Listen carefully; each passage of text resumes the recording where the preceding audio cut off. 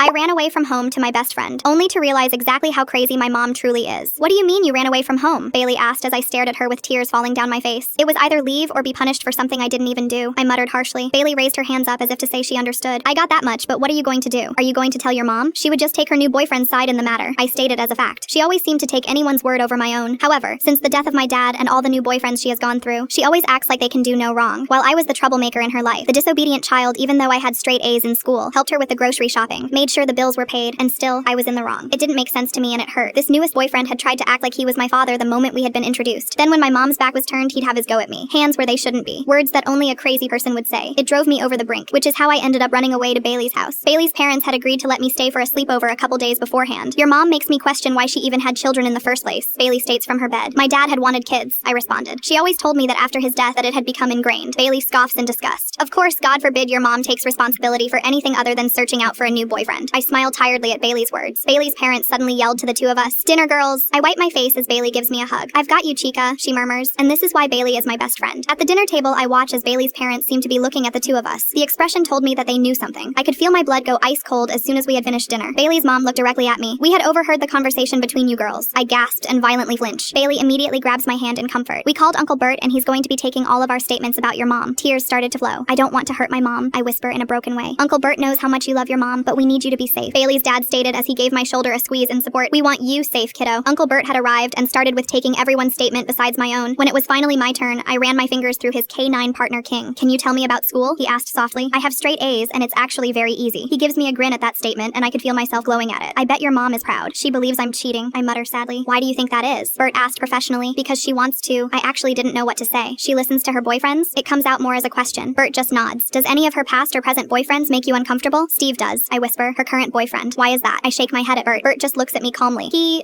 does things?" I say in my softest voice as I turn my head away from Bert. I miss Bert clenching his pen tightly and taking a controlled breath. He calls me names and says things he wants to do to me. A tear runs down my face as I turn to Bert. "You believe me, don't you?" Bert looks at me for a long moment. "I believe. Please excuse me." As soon as Bert left the room, Bailey was by my side, hugging me on the couch. Hours pass before Bert walks into the living room along with Bailey's parents. All of them look sick. What happened?" The adults looked at us nervously for a moment before Bert spoke. "We went to detain this boyfriend, Steve. When we arrived at your house, the lights were on, but no one answered. So we got a search warrant and entered." I swallow and clench at Bailey's hands, needing the support. There was a note that said, "We love each other, and now we can never be apart." We continued searching. "What did you find?" Bert bends down to me and takes my hand. "We found your mom and Steve. Steve had been shot twice in the chest, and your mom had one to the head." Bailey froze, gaping at the turn of events. I look at Bert. "Mom shot Steve and unalived herself? That's what it looks like," Bert states softly. "Good riddance," I state with a glare. "At least she can have a boyfriend to torture for all of eternity instead of me."